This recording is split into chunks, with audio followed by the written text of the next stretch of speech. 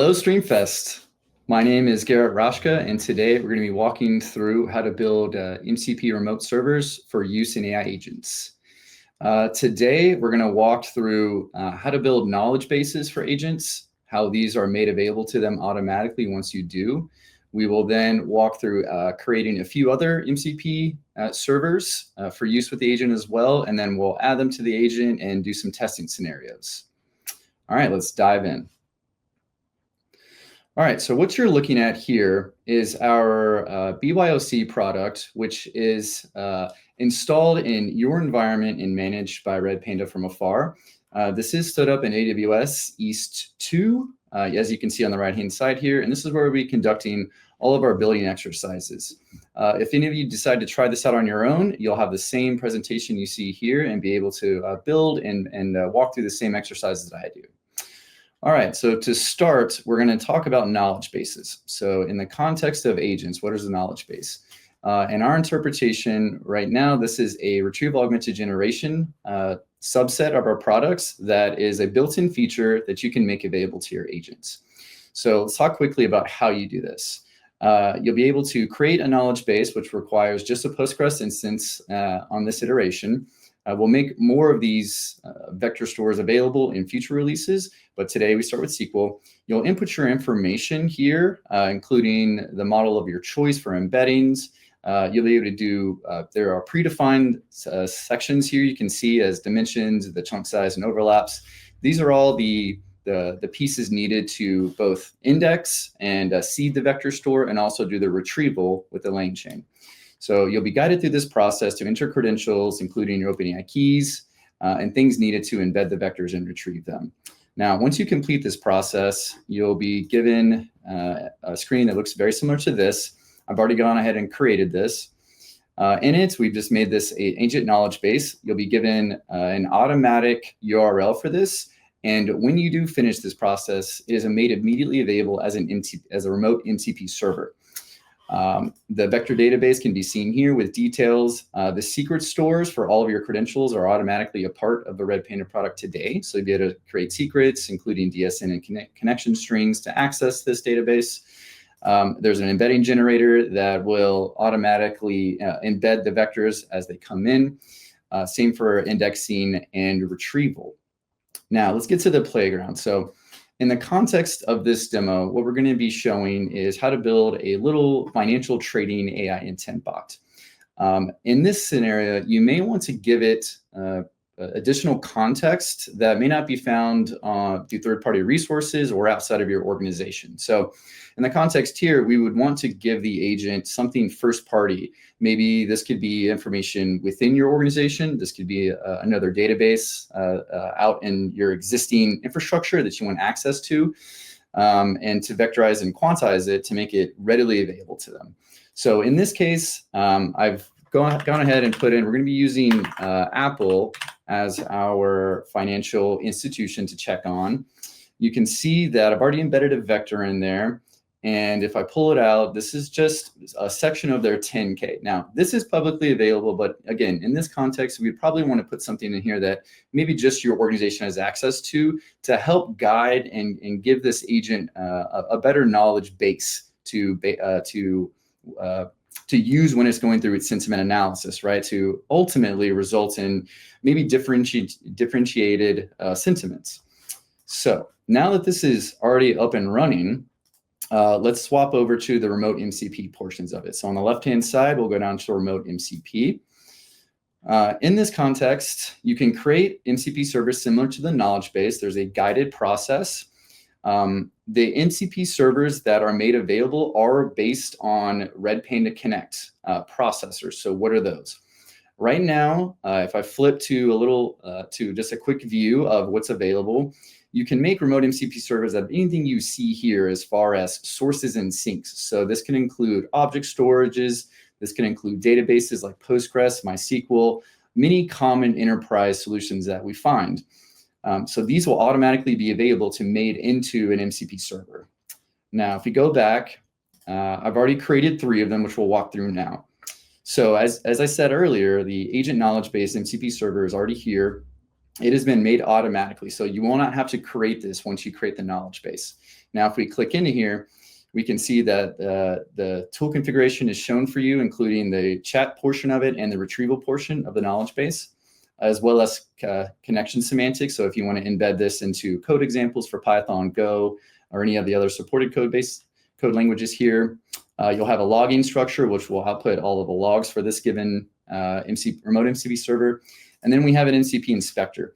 This will allow you to, again, test out your remote MCPs. Now, since we already tested the knowledge base, we're not going to go through it again here. It will pull out that single vector, but just wanted to showcase how you interact with this.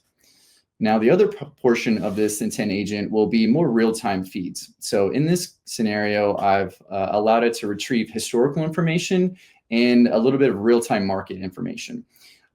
These are from an API source. It's external. So it'll allow the agent to reach out to an API and invoke it as many times as it sees fit as it does its tasks to complete its sentiment. These are constructed the same way. You're given code examples, and then on the MCP instructor, we can take a quick look at what these output. So if we were to give it a ticker symbol and pull back results, as we run this tool, oh, we see an error in there. All right, not uncommon for these types of runs. Let's run it again with. Let's try this other one out. Let's go to this MCP server on the historical information. Let's go to the MCP inspector, run an APL, and boom. So now this is the remote MCP server being executed and pulling back information. This is what the agent will have access to once we give it to it. Now, you've seen two different MCP servers. One, a little working not as well as we wanted to, historical information working well, and the knowledge base. So how do we go ahead and give an agent access to these? So on the AI agents tab, another similar experience, you'll be able to create an agent on the right-hand side. You'll be able to name it, provide resources to it, depending on how much types of analysis it's going to do. In this case, we're just going to keep it small. You'll be able to choose the model of your choice, provide the API keys to it, and then input your prompts. Now, at the bottom here, you'll see that there are MCP tools made available to this agent, and you can select them. So let's go ahead and jump over to the pre-created agent, which is the trading sentiment. We can see that at the bottom here, I've given it the 3 MCP servers that were created, and we can easily edit these anytime we need to. So as you iterate through this process and creating agents, it's a very iterative process, and you want to change these things very frequently. So you may want to change which MCP servers are accessible to the agent, and that's as simple as just clicking these boxes to make it available through its authentication mechanism, which is a service account underneath. So now that we've got them selected to it, we've got our iteration set up. We're going to use OpenAI's ChatGPT 5 in this scenario. We can go ahead and save the configuration and go to the inspector. Now, on the inspector side, we are going to run a quick sentiment analysis. So we're going to test it by saying, tell me about Apple's business strategy and provide a comprehensive sentiment analysis based on today's information. So when I kick this off, it is going to start tasks. Now, agents have underneath the hood task management, which allows us to discreetly look at what they're doing and figure out what are the tasks that it is running through and which are the ones that are returning results, which are not, including errors and handles. So if we kick this off, it's going to be a longer running task, and it's going to tell us what it's doing. So it's going to proceed. It's going to flip through a sentiment analysis. Let's see if we run this one more time.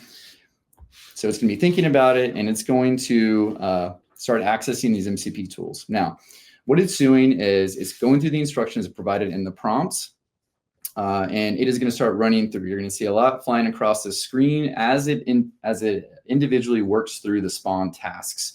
It may spawn tasks to several different tasks, depending on the nature or the context of its task, or it may just spawn a few, depending on the scenario. In this one, it was able to reach out, provide a concise summary of Apple's business strategy, and give us at the very bottom here next steps and recommendations. So we can continue interacting with it, but in this case, we now have a replete sentiment analysis based on the tools that was provided to it. The next portion of this is we can see that it gave us chat history, messages, unique identifiers, and timings for these. We can use those in context to go back and look at what are the tasks that the agent completed, how did it run through them, and where are the issues that we see, right? Again, agent building is an iterative process, and it may take time back and forth. So we've constructed an agent. We've got 3 remote MCP servers. There's some troubleshooting, as we've seen, to go through. So now we can start tackling those by going through the logs on the remote MCPs to see what are the issues that were encountered with those particular MCP calls. Was it API timing out or token issues with regard to getting access? On the AI agents, we can continue testing on the inspector side to better influence the sentiment analysis and get this more in tune with where we want to go. So the last step of this is, now that we've constructed this agent, it's able to access multiple sources and sites. How do we really make this more autonomous? So the next and last step will be injecting this into pipelines. So as I mentioned before, we already can connect to sources and sinks in many different ways. We can stand up CDC connectors to have data flowing through that. As a typical semantic layer where I'm injecting rows from databases as they change. I can be pulling these in from object storages like S3 and others and build pipelines. Now, the next step is, how do I inject an agent into that? So a little teaser for the next session will be here. I can read from a topic. I can grab the agent's URL that's going to be already automatically authenticated, and then do custom processing to kick off the agent and then output it to another destination. So what this means is I can go here, grab this agent's URL, and invoke it within pipelines that I can control. Things like, I want to ingest data from a database. I want to filter it for specific trigger events. And then I want to have those inject into the agent itself to process and then output it to a different destination, in this case, a topic. So what this is allowing you to do is, there are situations when you may want to build a remote MCP server to make data accessible from your organization. You may want to instead use a traditional connector and have data flowing in that's triggering these agents. Or you may want to use this for agent orchestration. So I may have separate agents that do different tasks that I can then start to parallelize or put in serial. So I can say, let's add another agent here to filter the data, determine when I should rerun the sentiment analysis, go ahead and feed that to the next one to perform that given task, and then output it to a destination of my source or of my choice. So that will be the next step, and we'll dive further into that in future sessions. And with that, thank you for joining me today. I really appreciate your attendance, and I look forward to seeing you at the next session.